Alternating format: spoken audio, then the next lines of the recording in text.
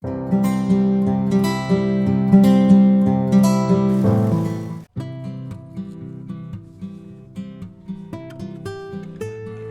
halo. Selamat pagi.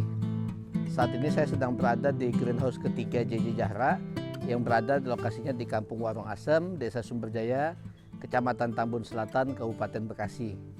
Nah, ini disebutnya greenhouse yang ketiga karena dua greenhouse pertama itu ada di lokasinya di rumah kabin JJ Zahra yang ada di Kecamatan Batu Jaya, Kabupaten Karawang.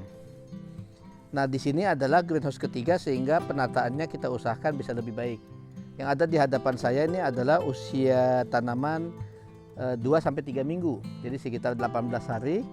Tapi ada juga usia tanaman yang masih usia sekitar 10 hari. Ini di sebelah kanan saya ini usia 10 hari, yang di sebelah kiri ini yang sudah usianya sekitar 18 hari. Nah, ada beberapa tahapan yang sangat penting dilakukan pada saat kita posisi usia tanaman seperti ini. Yang pertama, ini kita perhatikan nih, ini rentan sekali tumbang dia. Kalau seperti ini, karena kalau kita tanamnya tidak terlalu dalam, dia rentan tumbang. Jadi kita harus ikat supaya saya bisa pakai tape tool, tapi untuk saat ini saya pakai tali rapia. Jadi dia diikat di sulurnya atau di rambatannya. Ini untuk mencegah supaya tidak terjadi masalah misalkan pohonnya tumbang atau pertumbuhannya malah ke samping. Ya, itu yang pertama. Kemudian yang kedua, perhatikan di tiap cabang. Jadi biasanya kita akan lakukan pembuahan di daun ke-9 sampai 14. Jadi daun ke-8 sampai ke-1 sampai ke bawah itu akan dimatikan cabang-cabangnya. Contoh seperti ini, bisa didekatkan sini. Nah, di sini nih ada cabang nih, bisa didekatkan sorotnya. Nah, di sini nih ada cabang, ini dimatikan. Sambil kita lakukan perawatan itu sambil didekatkan. Kalau memang dia tidak dekat, bisa digeser polybagnya supaya dia akan merujuk ke atas gitu. Itu perawatan harian yang dilakukan saat kita usia tanaman usia vegetatif atau usia dia pertumbuhan cabang dan batang. Ini hampir semua nih kita lihat. Ini bisa dilihat semua cabang-cabangnya akan saya matikan. Termasuk di sini. Ini cabangnya sudah cukup besar. Kalau dibiarkan dia akan ganggu pertumbuhan ke atas. Jadi kita akan fokuskan pertumbuhan ke atas dan akan mematikan semua cabangnya. Ini diperiksa satu persatu sekaligus diperhatikan rambatannya. Apakah ada perambatan yang tidak sesuai atau terlalu jauh atau pohonnya roboh, itu harus dicegah. Seperti ini. Kemudian ini juga. Ini karena pertumbuhannya kalau subur dia sangat cepat, jadi bisa dibilang dilakukan tiap hari. Nah, bisa didekatkan. Nanti akan disorot. Coba kita lihat dekat ke sini. Nah, ini contoh yang salah nih. Ini contoh yang masalah yang kita sebutkan. Pertama, dia jatuh ke bawah. Ini bisa timbul masalah jadi karena dia jadi doyong pohonnya. Yang kedua, bisa dilihat di sini.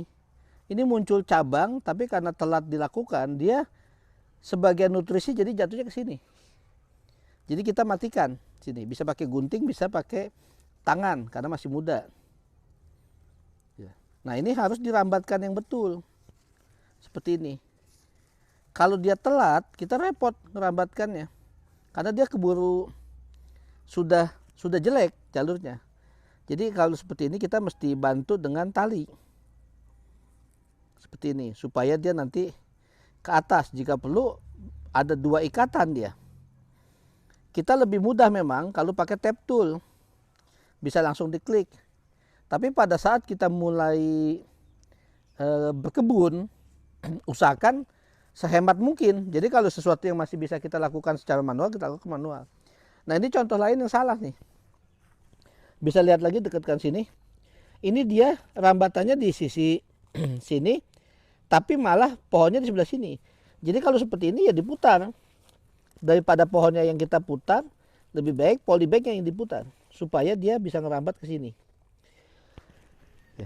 Ini juga sama, kita rambatkan sekaligus diperiksa apakah ada pucuk-pucuk yang harus dimatikan atau tidak. Ya. Ini bisa diperhatikan nih, kadang pohon udah kita arahkan ke sebelah situ, ditanamnya sebelah situ, tapi dia ngerambatnya malah ke tempat lain. Nah ini harus diperhatikan betul-betul, kalau enggak nanti pohonnya tumbang, batangnya patah. Ya. Nah di sini, ini hampir semuanya nih, kalau pohonnya telat dibersihkan, dia jadi terlalu cepat pertumbuhan untuk cabangnya.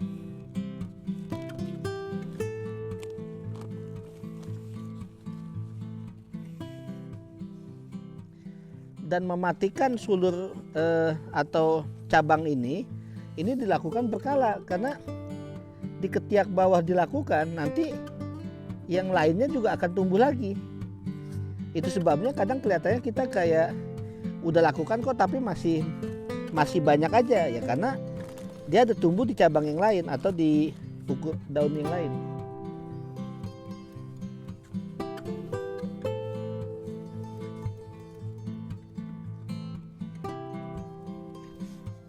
Oke. Nah, bisa juga kita atur nanti proses pengecekannya. Misalkan untuk pagi kita cek untuk yang rambatan. Untuk sore kita cek untuk pertumbuhan yang cabang. Atau bisa juga dibarengi. Yang penting kita prosesnya dilakukan secara berkala. Ya, untuk semuanya.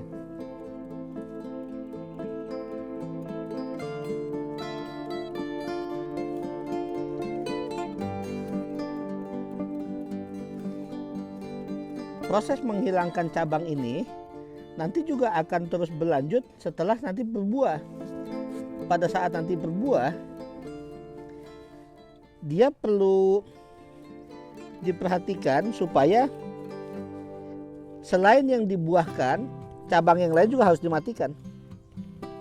Jadi nanti kalau misalkan dia tidak dimatikan, dia akan terus-terusan membuat cabang baru.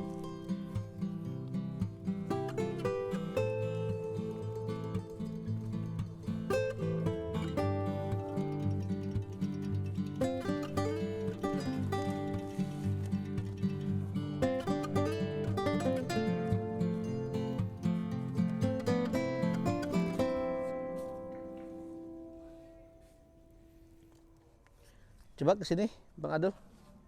Muter mungkin.